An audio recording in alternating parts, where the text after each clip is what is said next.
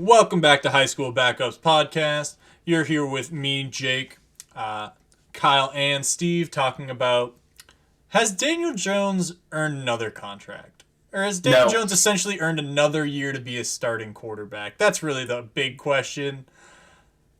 Kyle, correct me if I'm wrong, but they would be picking up his fifth-year option this year, correct? Or is he already on it? Would they have to He extend is him? already on. So they'd have to extend him.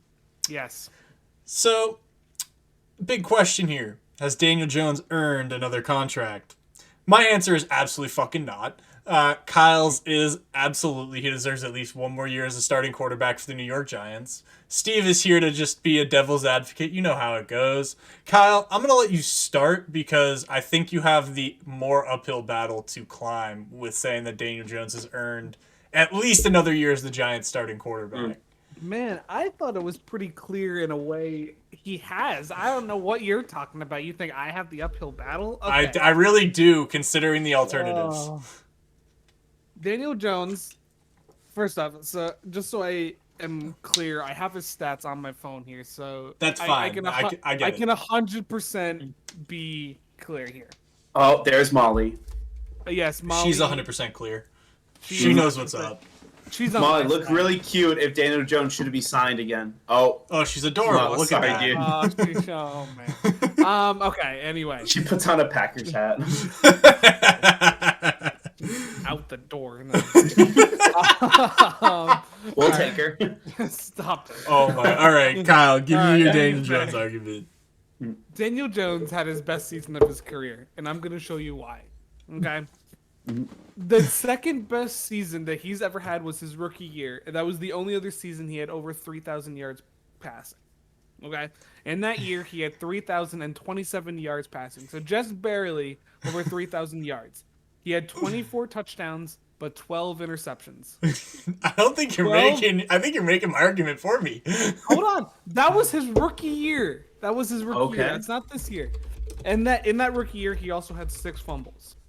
This year, his clear and best season ever, he had 3,205 passing yards, 15 touchdowns, and only 5 interceptions. And only 2 fumbles as well, all year long. Brian Dable is a mastermind behind unlocking what Daniel Jones always had availability-wise. Daniel Jones has been able to read wide receivers, although I don't even know if what you can call our wide receivers really are wide receivers. Richie James was our number 1 wide receiver. I don't know. Do you guys even know who he is? Nah, who the fuck is Richie James, dude? Nobody cares. Listen, Daniel Jones is throwing to practice squad players. Okay, don't disrespect Richie James like that. He's probably a good slot receiver, but like, He is a great. I also don't want to disrespect Isaiah Hodgins. He has been an amazing pickup off of the waiver wire from the Giants. He's been amazing on this team. So I'm not going to disrespect Isaiah Hodgins. Molly, please stop eating cardboard. Dude, stop it.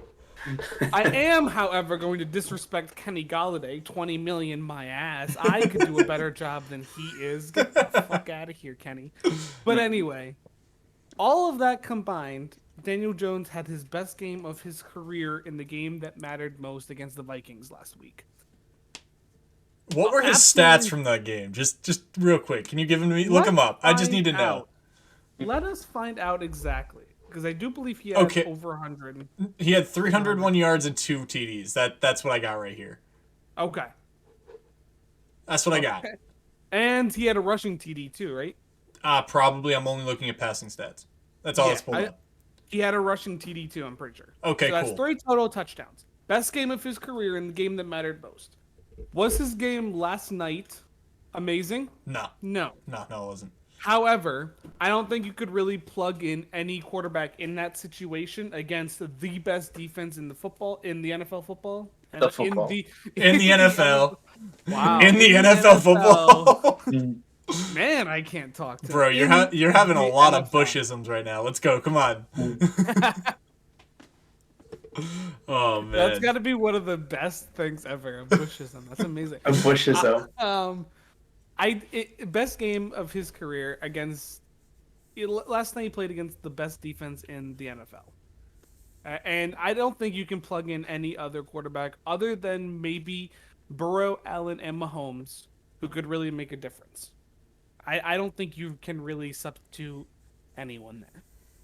So, yeah, I think Daniel Jones earned another year, at least another year. And, it has to be at the right price because you could obviously improve. So we're talking like running average for a starting quarterback in the league has got to be like what, 20 mil, something like that, right? So you're talking about paying Daniel Jones 20 million.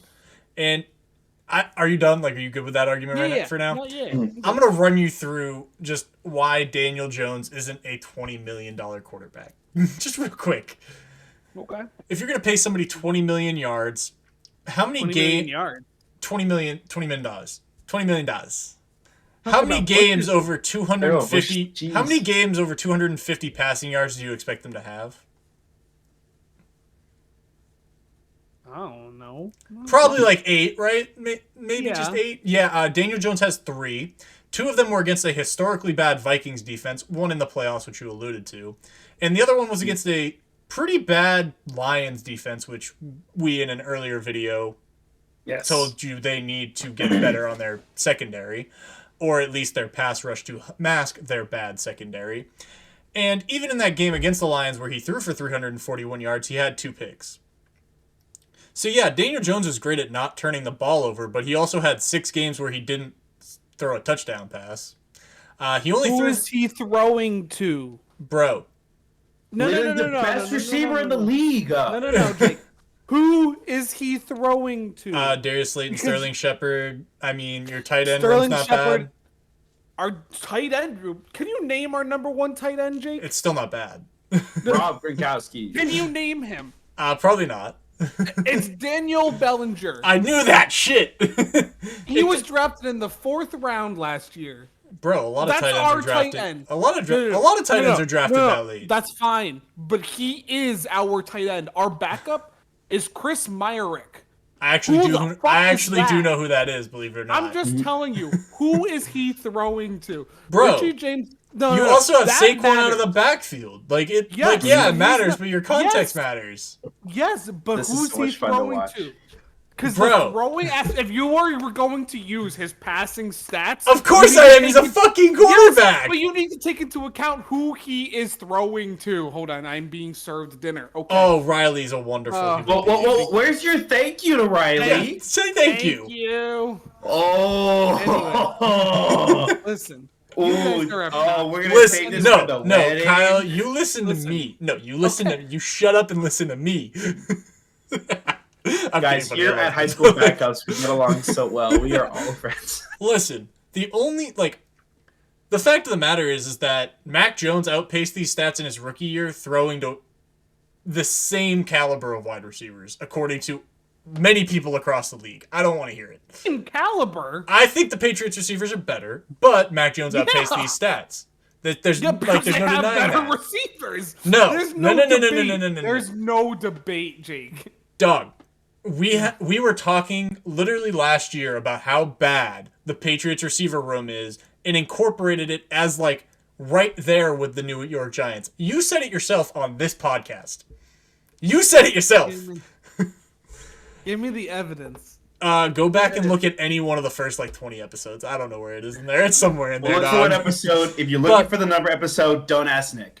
Let's also talk about New York Giants, Daniel Jones' career stats. And again, yeah, Kyle, he's not throwing to anybody tremendous, but his second year he threw for 11 touchdowns and 10 picks. Awful. His third year he threw for 10 touchdowns and 7 picks. Awful. And last year, 15-5 is pretty good because the 3-to-1 touchdown interception ratio is great.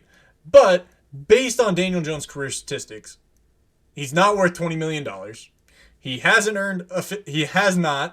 not earned a contract extension or another year as a starter, especially when the alternatives for the New York Giants are in order, Derek Carr, Aaron Rodgers, Jimmy Garoppolo, and or anybody that they could draft. Again, they're drafting later, so it would have to be Anthony Richardson, which I think would be an upgrade over Daniel Jones.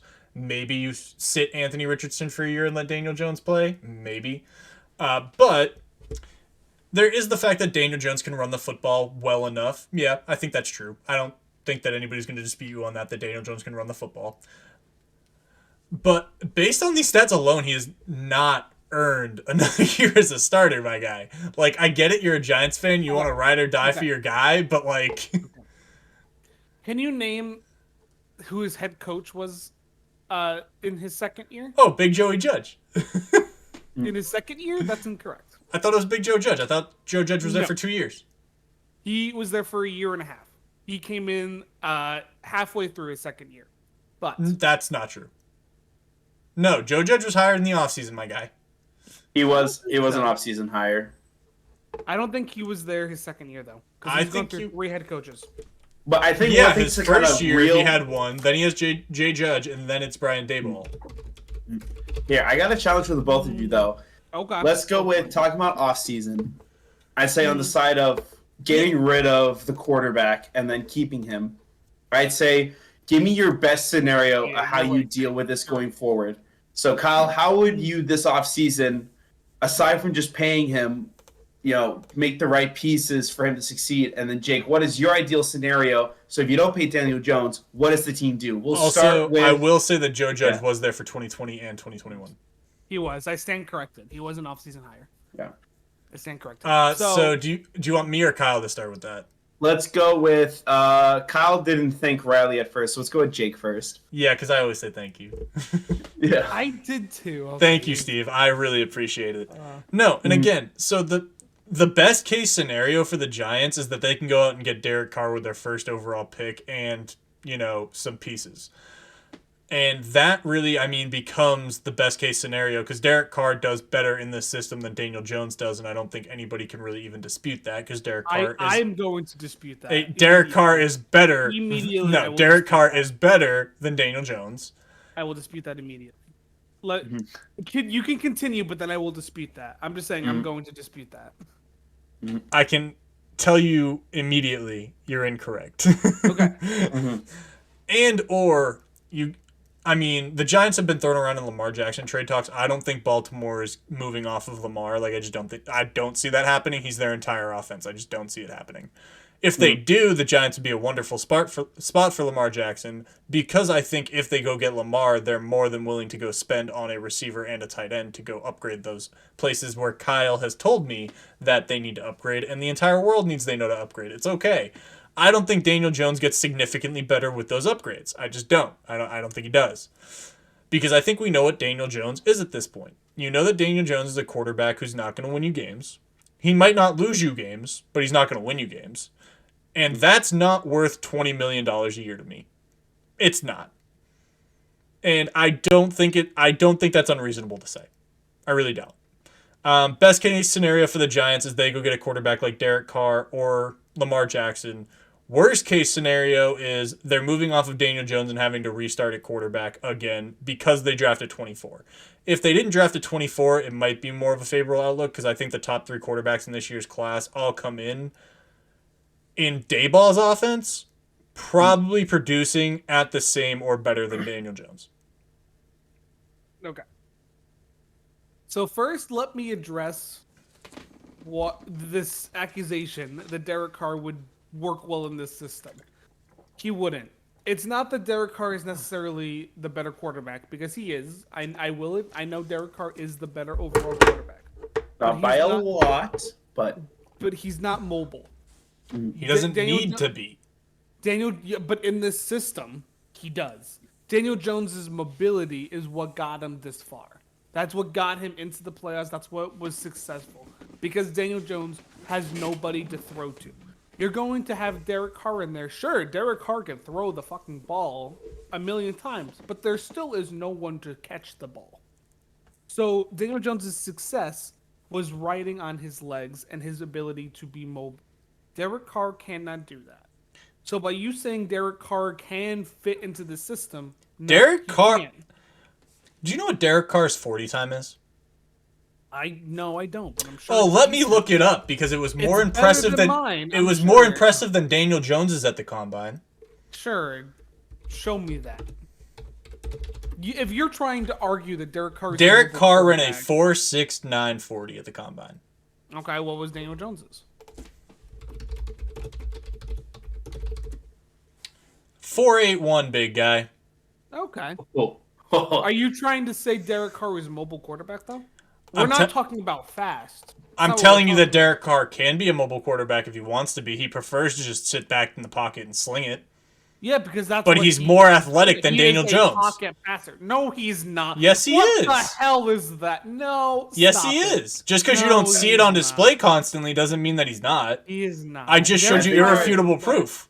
Derek I Carr think is the they're better at- passer. Derek Carr is the better field reader, but he is not the better mobile quarterback. I Stop think this they are time. very similar, but I think Brian Daboll is starting earlier with Daniel Jones. If Derek Carr was at an earlier spot where he was actually running, it would be a different situation. But I will give him that. I think Derek Carr is, if utilized better, is a more athletic quarterback. It's just he's been a pocket passer. He's been used as that for so long. That's what he's better at. And anyway, best case scenario is they sign Daniel Jones to, I'd say, a 12 to 15 million dollar contract. That gives them plenty of room to re-sign. I thought we were Saquon. assuming that they were getting him on 20. Okay. If you want to assume that, I still think re-signing him at 20 is still fine because that still gives plenty of room for Saquon, don't. who I think Saquon needs to be the top priority going into this offseason. Well, that's a fact. I love Daniel Jones, but if I were to take Daniel Jones over Saquon, I'm taking Saquon every day. Listen, if they signed just saying. Daniel Jones for $12 million, maybe I'd be more amenable to keeping him around. But I'm going to assume that Daniel Jones wants to be paid at the very least the league average for quarterbacks, which, again, I'm thinking is $12 million. You mean 20? Daniel Jones' asking price right now was a little high, I will say. His asking price was $27 million. Yeah, No. 20. Yeah, that- fuck no. That I do think is very obnoxious. How's do about think that fuck is very- no? That is All right. very high, but I'm going to give my 2 cents on the situation. So the two scenarios of either moving off of him or keeping him. If they're going to move off of him, if they are able to get Derek Carr or a Lamar Jackson, the one thing they have to be careful of is to be sure that they keep Saquon Barkley and honestly give that quarterback somebody to throw to. In either situation, I view it as no matter who they keep, either move off or keep him, get somebody in that wide receiving core to throw to. No matter what, that is going to be the key realistically for either one of these to succeed. Now, if they decide to move off of Daniel Jones and they're able to get, let's say, a Lamar or a Derek Carr, you keep Saquon, you keep your number one receiver, or you pick up a number one receiver, and that's kind of where you cap it. You use your draft potentially to either draft that receiver or use that to get pieces maybe for your defense just to strengthen it a little bit. Maybe get some depth at offensive line. Now, if you keep Daniel Jones and you keep him at a rate that he's worth like $15, let's be honest here, but $20 million, as high as it is, if there are no quarterback options available, you try to get him for $20 million, maybe give him a 2-year deal, maybe give him a bigger signing bonus so that you can save some money in the cap.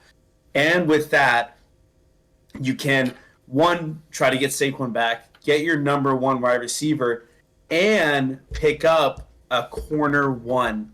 So if you're going to keep Daniel Jones, the Giants needs to make sure to get pieces around the team so that there's not as much pressure on Daniel Jones. So it really depends on what the Giants want to do. If the Giants want to keep Daniel Jones, they have to be ready to get the pieces overall as a team to account for his mistakes or him getting the yips, seeing ghosts, anything like that.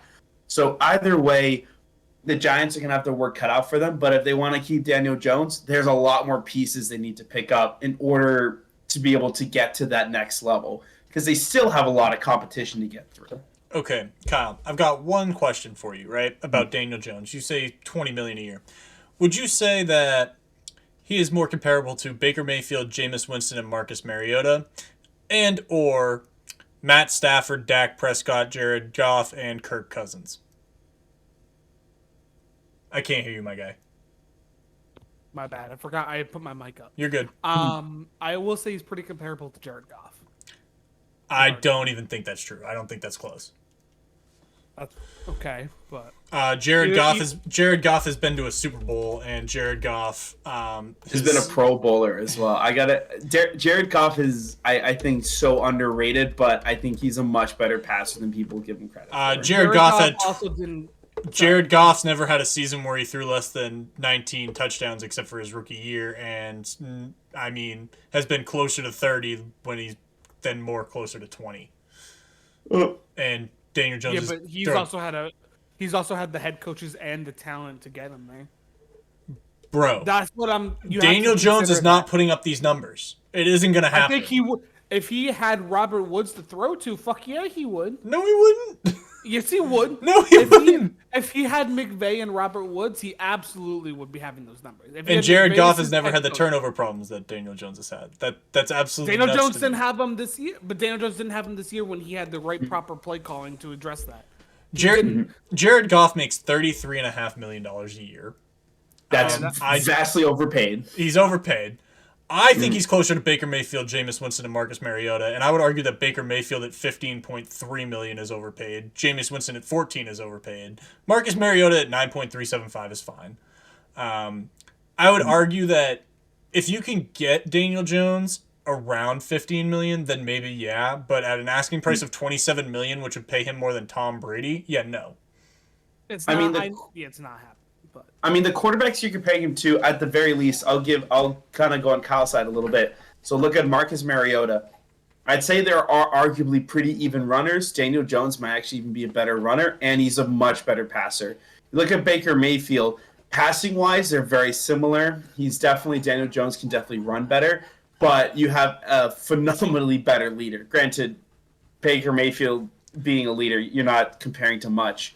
And then Jameis Winston, I actually think he's a lot better than people give him credit for. I think with better coaching and maybe get his eyes fixed, I think his turnover problem isn't actually as bad. He did 'Cause get his though eyes fixed, and his turnovers haven't been as bad. Yeah, so I mean, Jameis Winston's kind of tough because he also tore his ACL. So I think it's kind of different with him because I mean, even though he had 30 interceptions, he also had 30 touchdowns and 5,000 yards. So it really depends. But Daniel Jones, if you can get him for 15 to 17 million, I think, but then after that, the Giants have to focus on getting other pieces to balance your team out. But I think Daniel Jones, if he's going to stick to 27 million, you gotta let him. Like I that's agree. my 27 bigger million stick. is a lot. That's my bigger sticking point is like he's earned another year at 15 million. Mm-hmm. He has not earned another year at 27 million. That's my bigger sticking point with that. And I'm talking about him getting like an average of $20 million. I don't think he's earned it. I still think at 20 million, he's earned it. I think that's got to be the cap though. That's got to be like the absolute max. I mean, you could even do a deal with 20 million, throw in some incentives, or even definitely have some voidable parts of that contract so that if you release him, you actually get a lot of money back. So he could definitely get, a very money-friendly deal for him, but then there's a lot of incentives that have to come with it because incentive-based deals are really good for a quarterback you're not really sure about paying, especially like with Daniel Jones. Well, yeah, no. I mean, again, last point I'm going to make about this, if I'm keeping Daniel Jones, it is more likely anywhere between 12.5 and 15 million, and if he wants that 20 million, it's going to be incentive laced so that I don't actually have to pay him because he's not going to hit those incentives. Yep. Unless he does, and it's like, oh, then if he does, Well, I'm glad that's to pay great him for if the he Giants. does. If he does, I'm glad to pay him the money, but I don't think he's gonna. Yeah. But all right, boys, I think we're good. Obviously, Kyle and I are on different sticking points with this. I don't think Daniel Jones has earned another year as a starting quarterback, at least for the New York Football Giants. Maybe on a team, that plays in the same division, but not them. No. If he goes to the Commanders, I'm rioting. No. The Commanders aren't going to do any better. No, I just don't think he has. Kyle, as a Giants fan, can say that he has all day long. I don't think so. Steven, thank you for being the beautiful moderator of this discussion. You killed it. And on that note, guys, subscribe if you like the video. Make sure to hit the notifications bell to know when we upload. And go like our social medias, High School Backups at Facebook, Twitter, and Instagram. See ya. Peace. Be kind to someone.